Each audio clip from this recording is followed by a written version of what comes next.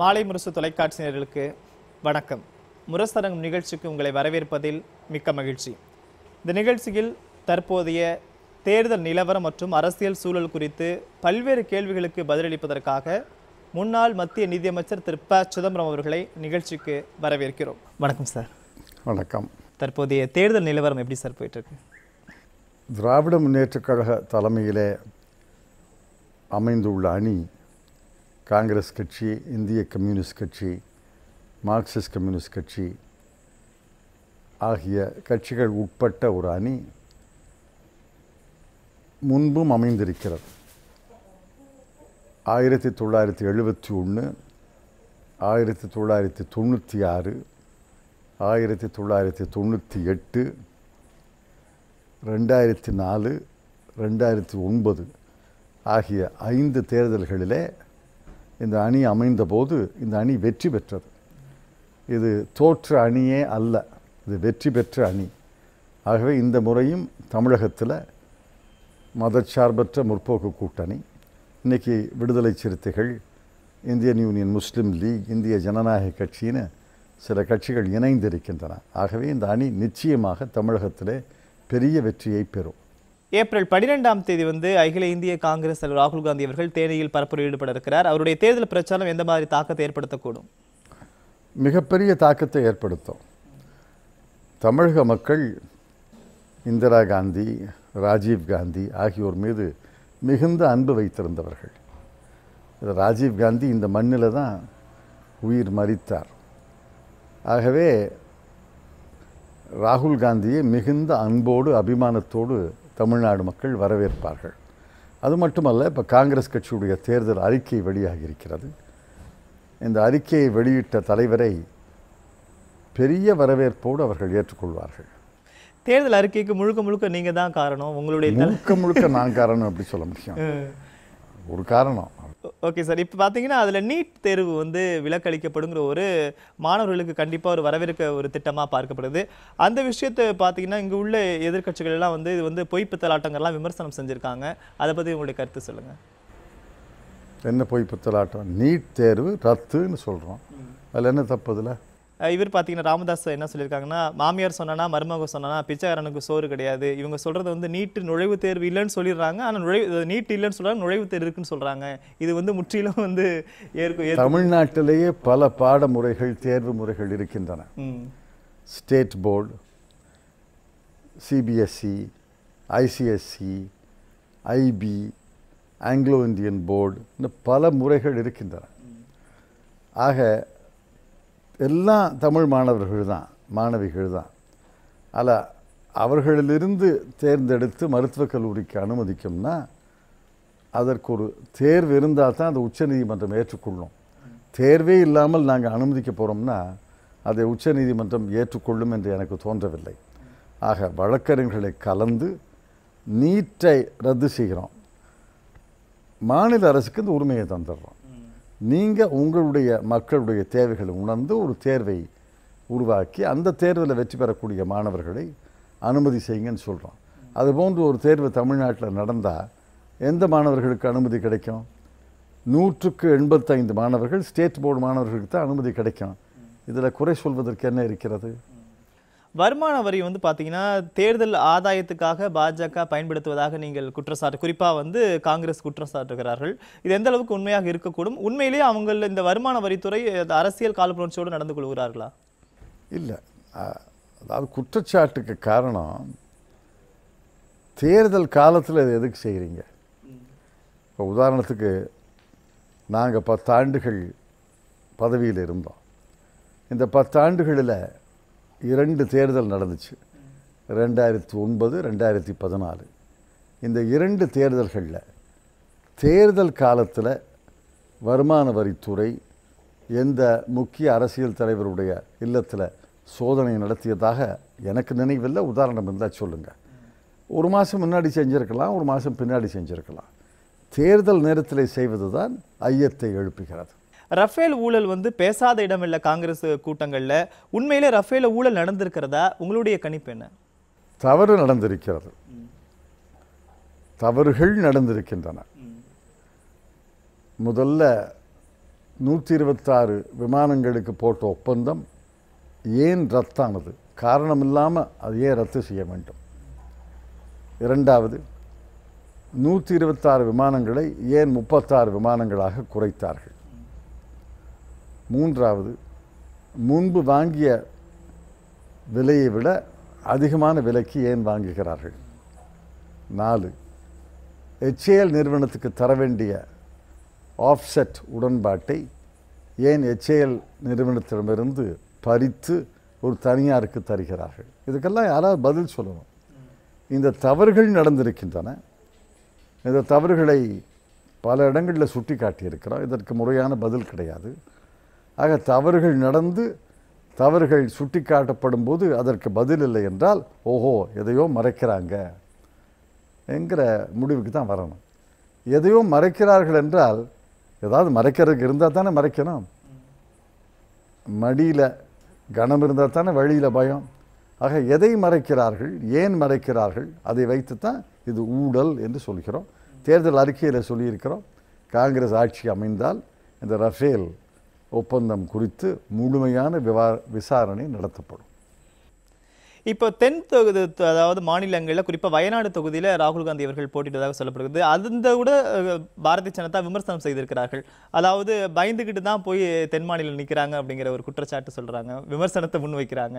அந்த குற்றச்சாட்டு உண்மை என்றால் பயந்து கொண்டுதான் நரேந்திர மோடி குஜராத் தொகுதியிலே மட்டும் நிற்காமல் வாரணாசியிலே நின்றார் என்று அவர்கள் ஒப்புக்கொண்டால் இதை நான் ஒப்புக்கொள்கிறேன். குஜராத்திலிருந்து வாரணாசிக்கு போவது துணிச்சல், உத்தரப்பிரதேசத்திலிருந்து தென்னாட்டுக்கு வந்தால் அச்சமா? இது என்ன வாதம்? இதெல்லாம் விண்வெளியில் ஏவுகணையை அதுக்கு நீங்கள் கருத்து தெரிவிச்சிருந்தீங்க. ஒரு அறிவு சார்ந்த அரசுகள் இதுபோல் செய்ய மாட்டாங்க, ராணுவ ரகசியங்களை காப்பாற்றப்படும்னு சொல்லியிருந்தீங்க. அதுக்கு மோடி அவர்கள் கூட சொன்னது, திரு ப. சிதம்பரம் அவர்கள் கூட பார்த்தீங்கன்னா அறிவாளி போல பேசுகிறார். 1974 அணுகுண்டு சோதனையை ஏன் வெளியிட்டாங்க, அந்த இதெல்லாம் மறைச்சிருக்க வேண்டியதானே அப்படிங்கிறது. அணுகுண்டு சோதனையை மறைக்க முடியாது. அணுகுண்டு சோதனையை மறைக்க முடியாது. ஏன்னா அணுகுண்டு வெடித்தா அது ஒரு நிலநடுக்கம் ஏற்படும், அதில் புகை மண்டலங்களும். அணுகுண்டு சோதனையை மறைக்க முடியாது. அணுகுண்டியை சோதிக்கணும்னா அதை வெளிப்படையாக தான் செய்ய முடியும். அதை கூட இந்திரா காந்தி போக்குறத மிகுந்த ரகசியமாகத்தான் செய்தார், பூமிக்கு அடியில் செய்தார்கள்.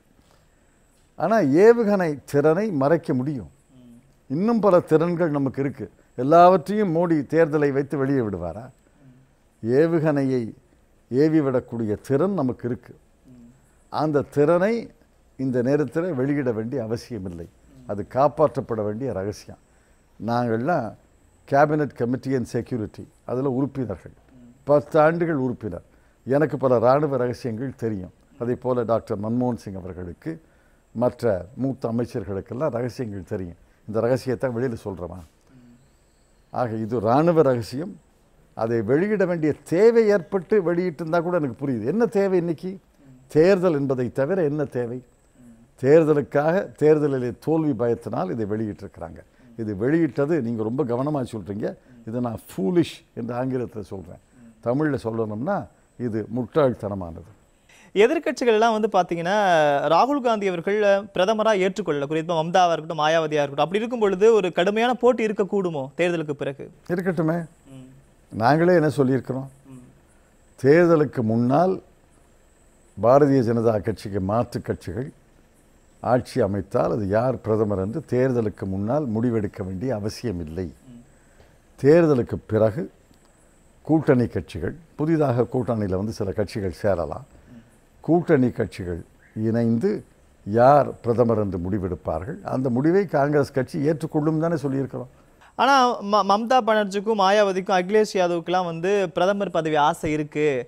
ஆனால் அந்த கூட்டணியில் எதிர்கட்சியில் யார் பிரதமர்னு சொல்ல முடியல, அந்த அளவுக்கு அந்த கூட்டணி இருக்குது. எப்படி மக்கள் மத்தியில் அது எடுபடும் அப்படிங்கிறது இங்கே இருக்கிற எடப்பாடி பழனிசாமி, ஓபிஎஸ் கேட்கக்கூடிய கேள்வி. தேவகவுடா பிரதமராக வருவார்னு தேர்தலுக்கு முன்னாடி யாராவது சொன்னாங்களா? விபி சிங் பிரதமராக வருவார்னு தேர்தலுக்கு முன்னாடி யாராவது சொன்னாங்களா? மொரார்ஜி தேசாய் பிரதமராக வருவார்னு 1977 ஜெயபிரகாஷ் நாராயண் தேர்தலுக்கு முன்னால் சொன்னாரா? இதெல்லாம் ஒரு ஜனநாயக நாட்டில், பாராளுமன்ற ஜனநாயக முறையில் இதெல்லாம் வாதம் இல்லை, விதண்டாவாதங்கள். நாடாளுமன்ற உறுப்பினர்கள் கூடி தலைவரை தேர்ந்தெடுப்பாங்க. ஆக ஒரு கட்சியாக இருந்தாலும் சரி, ஒரு கூட்டணியாக இருந்தாலும் சரி, அந்த கட்சியினுடைய நாடாளுமன்ற உறுப்பினர்கள் அல்லது கூட்டணியுடைய நாடாளுமன்ற உறுப்பினர்கள் கூடி யார் தலைவர் என்று தேர்ந்தெடுப்பார்கள். அதில் என்ன தப்பு இருக்குது? சார், நீங்கள் மத்திய நிதியமைச்சராக இருந்திருக்கீங்க. இந்த பண மதிப்பிழப்பு நடவடிக்கை எந்த அளவுக்கு மோசமான ஒரு திட்டமா இல்லை உண்மையிலேயே பாராட்டுக்குரிய விஷயமா பார்க்குறீங்க? பாராட்டுறதா? பாஜக பாராட்டுகிறாங்க. பாஜக பாராட்டலை. தனிப்பட்ட முறையில் பாஜக தலைவர்கள், பாஜக அமைச்சர்கள் தலையில் அடித்துக் கொள்கிறார்கள். இந்த பிரதமர் இதை செய்தாரே என்று. பாராட்டுறது ஒருத்தர் தான், நரேந்திர மோடி. அவர் தான் தன்னைத்தானே பாராட்டிக் கொள்கிறார். தன்னுடைய தலையில் அவரே அட்சதை போட்டுக் கொள்கிறார். கீதா கோபிநாத்னு சர்வதேச நிதி நிறுவனத்தில் தலைமை பொருளாதார ஆலோசகராக இருக்கிறார், இந்தியர். அவர் என்ன சொல்லியிருக்கிறார்? நானும் பல நாடுகளுடைய பொருளாதார நிபுணர்களை சந்தித்து பேசினேன். ஒருவர் கூட பணமதிப்பு இழப்பு என்பது நல்ல நடவடிக்கை என்று சொல்லவில்லை என்று சொல்லியிருக்கிறார். எனக்கு தெரிஞ்சு இது வரைக்கும் எந்த ஒரு பொருளாதார நிபுணரும் இது நல்ல நடவடிக்கைன்னு சொல்லலை. இதை விட மோசமான நடவடிக்கை, இதை விட ஒரு அபத்தமான நடவடிக்கை, இதை விட பொருளாதாரத்தை சீர்குலைய செய்யக்கூடிய நடவடிக்கையை மோடி கூட கற்பனை செய்து பார்க்க முடியாது. அந்த அளவுக்கு மோசமான நடவடிக்கை. பணமதிப்பு இழப்பு செய்தபோது இந்தியாவில் புழங்கிய பணம் ஏறத்தாழ 17 லட்சம் கோடி ரூபாய். அதில் 86% 15,45,000 கோடி ரூபாயை செல்லாது என்று அறிவித்தார்கள். என்ன சொன்னாங்க? காசில்லாத பொருளாதாரம் வரப்போகுது, காசில்லாத பரிவர்த்தனை வரப்போகுதுன்னாங்க. இன்றைக்கி எவ்வளோ புழங்குது தெரியுமா? 19 லட்சம் கோடி டாலர் புழங்குது. ஆக வளர்ந்து கொண்டிருக்கிற ஒரு பொருளாதாரத்தை, பணப்புழக்கத்தை குறைப்பது, காசு பரிவர்த்தனை குறைப்பதெல்லாம் பொருளாதாரம் அரிச்சுவட கூட தெரியாதவர்கள் செய்யக்கூடிய காரியம். பணமதிப்பு இழப்பு தான் இந்திய பொருளாதாரத்தை நிலை குலைய செய்தது. தண்டவாளத்திலிருந்து பொருளாதாரம் கீழே தள்ளப்பட்டது. இன்னும் தண்டவாளத்தில் ஏறலை. ஆகவே தான் இந்த அளவுக்கு வேலையின்மை, குறு சிறு தொழில்கள் மூடப்பட்டது, வளர்ச்சி விகிதம் சரிவு. இதற்கெல்லாம் மூல காரணம் பணமதிப்பு இழப்பு. மோடி அவர்கள் 2014 நான் ஒரு டீ கடைக்காரர்னு அறிமுகப்படுத்திக்கிட்டாரு. இப்போ காவலாளின்னு சொல்றாரு. இந்த காவலாளிங்கிற வார்த்தை இந்த தேர்தல் எடுபடும் நினைக்கிறீங்களா? எடுபடாது. ஏன்னா யாருக்கு காவல்காரன் இவர் காவல் காத்த இந்தியாவிலிருந்து விஜய் மல்யா, நிரவ் மோடி, மெகுல் சோக்சி, சன்சேரியா சகோதரர்கள் எல்லாம் தப்பி எப்படி ஓடினாங்க? எதை காவல் காத்தார் இவர்? இது என்ன காவல்காரர்? ஒரு நேரத்தில் நான் டீ கடைக்காரர், ஒரு நேரத்தில் நான் காவல்காரர். எளிய குடும்பத்தில் பிறந்தேன்னு சொன்னால் நான் ஏற்றுக்கொள்கிறேன். ஆனால் எளிய குடும்பத்தில் பிறந்தவர் ஒருவர் மட்டுமல்ல. லால் பகதூர் சாஸ்திரி எளிய குடும்பத்தில் பிறந்தார். மன்மோகன் சிங் பாகிஸ்தானிலிருந்து அகதியாக வந்த குடும்பத்தில் பிறந்தவர். அகதியாக வந்தார். அதைவிட ஏழ்மையான குடும்பம் இருக்க முடியாது. பெருந்தலைவர் காமராஜர் எளிய குடும்பம். ஓபி ராமசாமி ரெட்டியார் எளிய குடும்பம். அதனால் எளிய குடும்பத்தில் பிறந்தோங்கிறது பல பேர் பிறந்திருக்காங்க, பல பேர் உயர்ந்த பதவிக்கு வந்திருக்காங்க. நான் எளிய குடும்பத்தில் பிறந்தேன்னு சொன்ன அர்த்தம் இருக்குது. ஒரு நேரத்துக்கு டீ கடைக்காரர், ஒரு நேரத்துக்கு சவுக்கிதார்னா இதெல்லாம் அவருடைய அரசியல் விளையாட்டுக்கள்னு ஏற்றுக்கொள்ள வேண்டியது தான். இந்த மத்தியில் ஆட்சி மாற்றத்திற்கு பிறகு இங்கே கூடிய தமிழகத்தில் ஆட்சி மாற்றம் நிகழ வாய்ப்பு இருக்கா? நிச்சயமாக நிகழும். எப்படி சொல்றீங்க? அதிமுக அரசு மறுநாளே கவிழ்ந்து விடும். அதிமுக அரசு இன்னைக்கு நாக்காளியை கெட்டியாக பிடிச்சிக்கிட்டு இருக்க காரணம் மத்தியில் இருக்கக்கூடிய பாரதிய ஜனதா கட்சி அரசுடைய ஆதரவு என்ற தைரியம்தான். இது ஒரு சிறுபான்மை அரசு, மைனாரிட்டி அரசு. இதற்கு பெரும்பான்மை கிடையாது. டெல்லியிலே ஆட்சி மாற்றம் ஏற்பட்ட சில வாரங்களிலேயே தமிழகத்திலேயும் ஆட்சி மாற்றம் ஏற்படும். அதில் யாருக்கும் ஐயம் கிடையாது, திரு இபிஎஸ் ஓபிஎஸ் அவர்கள் உட்பட. ஆகவே தான் அவங்க பதைத்து எப்படியாவது பாரதிய ஜனதா கட்சியை கரையேற்ற வேண்டும் என்று பார்க்கிறார்கள். பாரதிய ஜனதா கட்சி அரசு மாறி புதிய அரசு பொறுப்பேற்றால் சில வாரங்களிலேயே தமிழ்நாடு அரசில் மாற்றம் ஏற்படும். காங்கிரஸ்ல வந்து பாத்தீங்கன்னா கார்ப்பரேட்டுகளுக்கான அரசு தான் இந்த பாஜக அரசுன்னு காங்கிரஸ் தலைவர்கள் தொடர்ந்து சொல்லிட்டு இருக்காங்க. யாருக்காவது சந்தேகம் இருக்கா? உங்களுக்கு சந்தேகம் இருந்தால் நான் சொல்கிறேன் காரணங்கள். இது கார்ப்பரேட்டுகளுக்கு மட்டுமே உள்ள அரசு. இன்னைக்கு எந்த திட்டத்தை நாங்கள் அறிவித்தாலும் இது முடியாது. இதற்கு பணம் கிடையாது. இந்தியாவில் ஒரு 7-8 கம்பெனி அந்த இன்சால்வென்சி வழக்கு முடிந்து கடன்கள் தள்ளப்பட்டிருக்கின்றன. அதனுடைய மொத்த மதிப்பு ஒரு 7-8 கம்பெனி தான் 84,585 கோடி ரூபாய். 84,585 கோடி ரூபாய். அதுக்கு எங்கே இந்த பணம் வந்துச்சு? ஆக கார்ப்பரேட்டுகளுக்கு 7-8 கார்ப்பரேட்டுகளுக்கு கடனை தள்ளுபடி பண்ணுவதற்கு 84,585 கோடி ரூபாய் நீங்கள் தாராளமாக செலவழிக்கலாம். ஏழைகளுக்கு ஒரு திட்டம் போட்டு அதை செயல்படுத்த முடியாதா? இது முழுக்க முழுக்க கார்ப்பரேட்டுக்காக அரசு. இப்போ 6 விமான தளங்களை அங்கே மேம்படுத்துவதற்கு ஒரு கான்ட்ராக்ட் கொடுக்குறாங்க. 6 ஒரு மனிதருக்கு போகுது எப்படி? அதுவும் குஜராத்தை சார்ந்த ஒரு தொழிலதிபருக்கு போகுது எப்படி? தப்பியோடியவர்கள் யார்?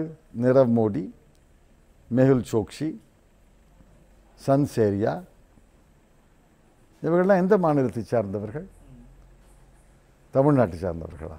எந்த மாநிலம் உங்களுக்கே தெரியும்.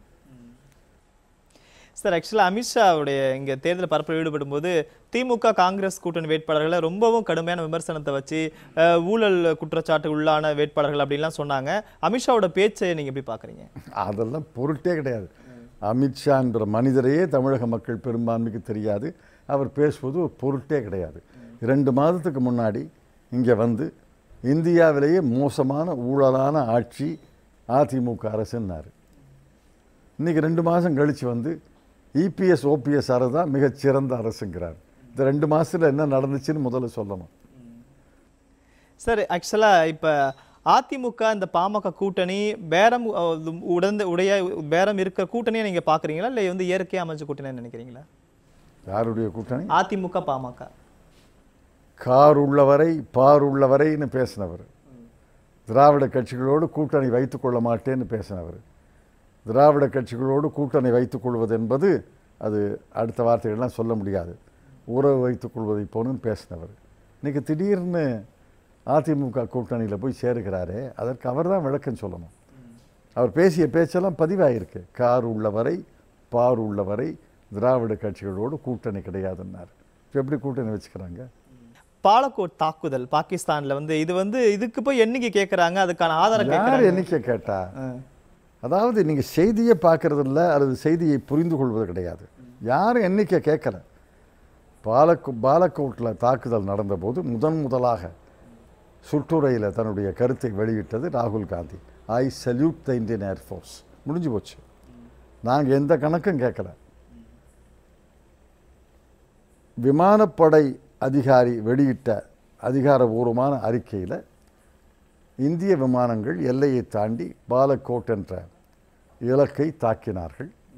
அதில் civilian casualties or military casualties இல்லை. அதாவது சிவிலியன் பொதுமக்களும் அதில் மரிக்கவில்லை, படை வீரர்களும் மரிக்கவில்லை. அவ்வளோதான் சொன்னார். யாரும் மரித்ததாக அவர் சொல்லலை, யாரும் இறந்ததாக அவர் சொல்லலை. அப்போ கூட நாங்கள் ஒன்றும் கேள்வி கேட்கல. அந்த அதிகாரபூர்வமான பத்திரிகை நிருபர்கள் சந்திப்பு முடிஞ்ச பிறகு பத்திரிகையாளர் தனியாக ஒரு அறைக்கு அழைத்து யாரோ ஒரு அரசியல் தலைவர் அல்லது அரசியல் தலைவருடைய அதிகாரி எல்லாரும் நாளைக்கு ஊடகங்களில் 350ன்னு போடுங்கன்னு சொல்லி கொடுத்தாங்க. ஒரே மாதிரி ஊடகங்களில் 350 வந்தது. அப்போது கூட நாங்கள் கேள்வி கேட்கல. 350 பேர் இறந்து போயிருப்பாங்கன்னு நினச்சி விட்டுட்டோம். அதற்கு பிறகு அமெரிக்க ஏடுகள் நியூயார்க் டைம்ஸ், வாஷிங்டன் போஸ்ட், இங்கிலாந்திலே உள்ள லண்டன் டைம்ஸ், அல் ஜசீரா, இவையெல்லாம் இந்த மாதிரி அது யாருமே இறந்ததாக ஆதாரங்கள் கிடையாது என பல காரணங்களை சொல்லி செய்திகள் வெளியிட்டார்கள். அந்த செய்திகளை வெளியிட்ட போது தான் முதல்ல கேள்வி எழுந்தது. இந்த மாதிரி செய்திகள் வந்திருக்கே, இந்த செய்திகளை மறுக்க வேண்டாமா இந்தியா? இதை மறுக்கும் முறையில் எத்தனை பேர் இறந்தார்கள்னு சொல்லுங்கன்னு சொல்கிறோம். இவங்க என்ன பண்ணாங்க, என்ன சொல்லியிருக்கணும், 350 பேர் இறந்தார்கள் சொல்லி முடிச்சிருக்கணுமில்ல. அதை விட்டுட்டு ஒரு அமைச்சர் 250ங்கிறாரு, ஒருத்தர் 300ங்கிறாரு, ஒருத்தர் 350ங்கிறாரு, ஒருத்தர் 400ங்கிறாரு. ஆலுவாலியாங்கிற அமைச்சர் யாருமே இறக்கவில்லை, யாரையும் கொல்வது எங்கள் நோக்கமல்லங்கிறாரு. இது என்னது 0லிருந்து 400 வரைக்கும்? அப்போது தான் சந்தேகம் எழுகிறது, அப்போது தான் கேள்விகள் எழுகின்றன. இது என்ன, அது ஆளுக்கு ஒரு எண்ணிக்கையை சொல்கிறீங்க, எத்தனை பேர் இறந்தார்கள்னு சொல்லுங்கன்னு சொல்கிறோம். இது இந்திய விமானப்படைக்கு இதுக்கு சம்பந்தமே கிடையாது. இந்திய விமானப்படைக்கு வீர வணக்கம் செலுத்தும் அதே நேரத்தில் இந்த அரசியல்வாதிகள், அரசியல் தலைவர்களுடைய பொய் மூட்டைகளை பற்றி கேள்வி கேட்குறோம். எந்த பொய் உண்மைன்னு சொல்லுங்கன்னு சொல்கிறோம். ஆக்சுவலாக சார், இப்போ மீனவர்களுடைய பாதுகாப்பு, மீனவர் பிரச்சனை தீர்க்கப்படும் தேர்தல் அறிக்கையில் குறிப்பிட்டிருக்கீங்க. காலங்காலமாக இந்த பிரச்சனை வந்து இப்போ அண்மையில் கூட மீனவர்கள் வந்து துரத்தப்பட்டார்கள். இந்த பிரச்சனைக்கு முடிவே இருக்காதா? முடிவு இருக்கு. எப்படி சார்? 2 தரப்பு மீனவர்களும் உடன்பாட்டுக்கு வரணும். கடல்ல எல்லை இருக்கு, ஆனால் கண்ணுக்கு தெரியாத எல்லை. இந்த எல்லையை தாண்டி இந்திய மீனவர்கள் போகக்கூடாதுன்னு நாம சொல்வதும், அந்த எல்லையை தாண்டி இலங்கை மீனவர்கள் வரக்கூடாதுன்னு அவர்கள் சொல்வதும் அது நடைமுறைக்கு சாத்தியமில்லை. இவங்க போயிடுறாங்க, அவங்க வர்றாங்க, கைகலப்பு ஏற்படுது, துப்பாக்கிச்சூடு நடக்குது, படகுகளை மீனவர்களை கைது செய்கிறாங்க. இது தொடர்ந்து நடக்குது. இதற்கு முடிவு என்னன்னா, 2 தரப்பு மீனவர்களும் உடன்பாட்டுக்கு வரணும். எத்தனை நாட்களுக்கு இந்திய மீனவர்கள் இந்த கண்ணுக்கு தெரியாத எல்லையை தாண்டி போகலாம், எத்தனை நாட்களுக்கு இலங்கை மீனவர்கள் இந்த கண்ணுக்கு தெரியாத எல்லையை தாண்டி வரலாம்னு ஒரு உடன்பாடு ஏற்பட்டால் உடன்பாடு ஏற்படும். இந்திய மீனவர்களும் இலங்கை மீனவர்களும் ஒரு வகையில் பங்காளிகள் தான். அவர்களும் தமிழர்கள் தான். பலர் இதில் சிங்களவர் இருக்காங்க, பெரும்பகுதி தமிழர்கள் தான். ஆகவே இதுக்கு உடன்பாடுக்கு வழி இருக்கு. அரசியல் கட்சிகள் தலையிடாமல் மீனவ அமைப்புகளே பேசி தீர்ப்பதென்றால் இதை தீர்க்க முடியும் என்று நான் நினைக்கிறேன். 72,000 ரூபாய் வறுமை கோட்டு கீழே இருக்கிறவங்களுக்கு ஒரு அருமையான திட்டமாக தான் அது பார்க்கப்படுகிறது. இந்த திட்டத்தை வந்து இது சாத்தியமே இல்லைங்கிறது பாஜக, அதனுடைய நிலைப்பாடு என்ன? பாஜகவுக்கு சாத்தியமில்லை, நான் ஒப்புக்கொள்கிறேன். பாஜக உங்களால் முடியாது, உங்களுக்கு தகுதி இல்லை, திறமை இல்லை, சாமர்த்தியம் இல்லை, நாக்காளியை காலி பண்ணுங்க, அவ்வளோதானே. சாமர்த்தியசாலி திறமைசாலி வந்து செய்வாங்க. உங்களுக்கு சாத்தியம் இல்லைங்கிறதுக்காக உலகத்துக்கே சாத்தியம் இல்லையா? இப்போ நீங்கள் 100 மீட்டரை 9 வினாடி 9.5 வினாடியில் ஓட முடியாது. அதுக்காக யாருமே ஓட முடியாதா? உசேன் போல்ட் ஓடினார்ல. அதில் உங்களுக்கு சாத்தியம் இல்லைன்னா எந்த அரசியல் கட்சிக்கும் சாத்தியம் இல்லையா? 100 நாள் வேலை வாய்ப்பு திட்டம் சாத்தியம் இல்லை, நீங்கள் செய்து காட்டினோமா இல்லையா? 2008ஆம் ஆண்டு விவசாய கடனை ரத்து செய்வது சாத்தியம் இல்லை, நீங்கள் செய்து காட்டினோமா இல்லையா? ஆக உங்களுக்கு சாத்தியம் இல்லை என்றால் எங்களுக்கு சாத்தியம் இல்லைன்னு சொல்லுங்க. யாருக்குமே சாத்தியம் இல்லைன்னு சொன்னால் எப்படி ஏற்றுக்கொள்ள முடியும்? விவசாய கடன் தள்ளுபடிங்கிறதும் ஒரு நல்ல ஒரு ஸ்கீமாக பார்க்கப்படுகிறது. மாணவருடைய கல்வி கடன் வந்து எல்லாரும் எதிர்பார்க்கப்பட்ட ஒரு சூழலாக இருக்குது. அது இந்த தேர்தலில் எப்படி இருக்கும்? பாஜக இது போல ஒரு தேர்தல் அறிக்கையை தயாரிக்குமா? நீங்கள் ஆட்சிக்கு வந்தால் மாணவருடைய கல்வி கடன் எந்த அளவுக்கு? பாஜக ஆட்சியில் கல்வி கடனே தரலையே. திரு எடப்பாடி பழனிசாமி அவர்கள் சிவகங்கை மாவட்டத்தில் மிகுந்த அக்கறை காட்டுவதால் கேட்கிறேன். சிவகங்கை தொகுதியில் மட்டும் 20,000 கல்வி கடன்களை நாங்கள் தங்கம் 5 ஆண்டுகளில். கடந்த 5 ஆண்டுகளில் எத்தனை கல்வி கடன்கள்னு சொல்லட்டுமே பார்க்கலாம். பாரதிய ஜனதா கட்சி ஆட்சியில் தான் கல்வி கடனே கிடையாது. என்ன பண்ணுவாங்க பார்க்கலாம், அவங்க தேர்தல் அறிக்கை வரட்டும். எங்கள் தேர்தல் அறிக்கையில் என்ன சொல்லியிருக்கிறோம் என்றால் 31/3/2019 நாள் நிலுவையில் உள்ள வட்டியை நாங்கள் தள்ளுபடி செய்வோம்னு சொல்லியிருக்கிறோம். உத்தரப்பிரதேசத்தில் வந்து பார்த்தீங்கன்னா 80 தொகுதிகள் இருக்குது. அந்த மாநிலம் தான் பிரதமரை தேர்ந்தெடுக்கிறத ஒவ்வொரு இது காலகட்டத்தில் நம்ம பார்க்க முடிகிறது. இப்போ அங்கே தனித்து விடப்படுகிறது காங்கிரஸ். அப்படி இருக்கும்போது வெற்றி வியூகம் எந்த மாதிரி இருக்கும்? குறிப்பாக அகிலேஷ் யாதவ், மாயாவதி இவங்க இருக்கிறாங்க. இவங்களை தாண்டி காங்கிரஸோட வெற்றி வியூகம் எப்படி இருக்குன்னு நினைக்கிறீங்க? உத்தரப்பிரதேசத்தில் காங்கிரஸ் கட்சி நிறைய எண்ணிக்கையிலே நாடாளுமன்ற இடங்களிலே வெற்றி பெற முடியாதுங்கிற எனக்கு தெரியும். ஆனால் நாங்கள் கூட்டணி வைப்பதற்கு முயற்சி எடுத்தோம். ஒரு வார்த்தை கூட கடிந்து செல்வி மாயாவதியையோ திரு அகிலேஷ் யாதவ் அவர்களையோ நாங்கள் சொல்லவில்லை. அவர்களை எந்த விதத்திலும் நாங்கள் குறை சொல்லவில்லை. அவர்களுக்கு என்ன கட்டாயம், என்ன நிர்பந்தம் என எனக்கு தெரியாது. அவர்கள் எங்களோடு கூட்டணி வைக்கலை. கூட்டணி வைக்கவில்லை என்ற பிறகு கூட நாங்கள் அவர்களை கடிந்து பேசலை. அவர்கள் வென்று வரட்டும், எங்களால் முடிந்த அளவு நாங்கள் வென்று வருவோம். தேர்தலுக்கு பிறகு பார்க்கலாம் கூட்டணி அமைகிறதா இல்லையா என்பதை தேர்தலுக்கு பிறகு பார்க்கலாம். சேது சமுத்திர திட்டம் வந்து நீண்ட காலமாக அந்த திட்டம் வந்து வரவே இல்லை, அப்படியே இருந்துட்டு இருக்கு. அது திமுக காங்கிரஸ் கூட்டணி இந்த ஆட்சி மாற்றம் ஏற்பட்டால் ரொம்ப எதிர்பார்க்கலாம். தடை செய்ய வேண்டாம்னு சொல்லுங்க. தடை செய்வது யார்? பாரதிய ஜனதா கட்சியுடைய ப்ராக்சிகள் தான் தடை செய்கிறார்கள். பாரதிய ஜனதா கட்சியுடைய துணை அமைப்புகள் தான் தடை செய்கிறார்கள். அதற்கு இந்த அண்ணா திராவிட முன்னேற்றக் கழக அரசு செல்வி ஜெயலலிதா இருந்த காலத்திலையும் சரி இப்பொழுதும் சரி துணை போகிறது. அவர்கள் தடை செய்ய மாட்டோம் என்று சொல்லுங்க, நீதிமன்றம் வழக்குன்னு போய் தடை செய்ய மாட்டோம்னு சொல்லுங்க. சேது சமுத்திர திட்டத்தை நாங்கள் நிறைவேற்றி காட்டுகிறோம். நீங்க வேலை வாய்ப்புக்கு எந்த மாதிரி திட்டம் வச்சிருக்கீங்க? நான் தேர்தல் அறிக்கையை படித்து பாருங்க. முதல் அத்தியாயமே வேலை வாய்ப்பை பற்றி. உடனடியாக செய்யக்கூடிய ஒரு காரியம் இருக்குது. மத்திய அரசில் 4 லட்சம் வேலை இடங்கள் காலியாக இருக்கின்றன. மாநில அரசுகளில் 20 லட்சம் வேலை இடங்கள் காலியாக இருக்கின்றன. இந்த 24 லட்சம் வேலை இடங்களை ஒரு 9 மாத காலத்திலே நிரப்பினாலே 24 லட்சம் குடும்பங்களுக்கு வேலை உள்ள ஒரு இளைஞர் கிடைப்பார். இதை கூட இந்த மோடி அரசு செய்யலையே. ஏன்?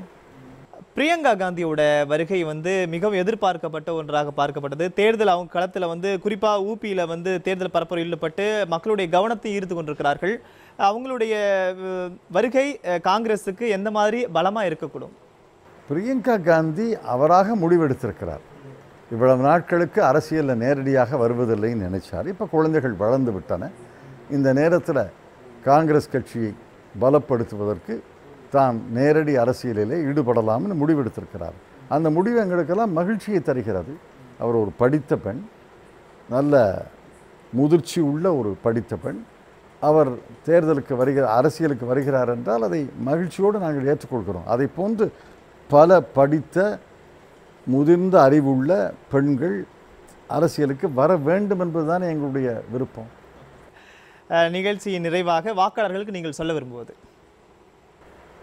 டெல்லியிலே ஆட்சி மாற்றம் ஏற்பட வேண்டும். பாரதிய ஜனதா கட்சி என்பது தமிழ் இனத்துக்கு, தமிழர் குணத்துக்கு விரோதமான கட்சி. பாரதிய ஜனதா கட்சி என்ற நச்சு செடியை தமிழக மண்ணிலே நடுவதற்கு அனுமதி அளிக்காதீர்கள். விந்தியமலைக்கு தெற்கே பாரதிய ஜனதா கட்சி இதுவரை கால் ஊன்ற முடியவில்லை. இந்த தேர்தலுக்கு பிறகும் தமிழக மண்ணிலே பாரதிய ஜனதா கட்சி கால் ஊன்றாது என்ற அளவுக்கு, கால் ஊன அனுமதிக்க மாட்டோம் என்ற அளவுக்கு நீங்கள் வாக்களிக்க வேண்டும். இந்தியாவிலே ஒரு முற்போக்கான அரசு, சொன்னதை செய்யக்கூடிய அரசு, ஏழை எளிய மக்கள் மீது பரிவு கருணை வைத்து திட்டங்களை நிறைவேற்றக்கூடிய அரசு அமைவதற்கு நீங்கள் ஆதரவு தர வேண்டும் என்றுதான் நான் தமிழக மக்களை கேட்டுக்கொள்வேன். எங்களுக்காக இவ்வளவு நேரம் நிகழ்ச்சியில் பங்கு கொண்டமைக்கு மிக்க நன்றி சார்.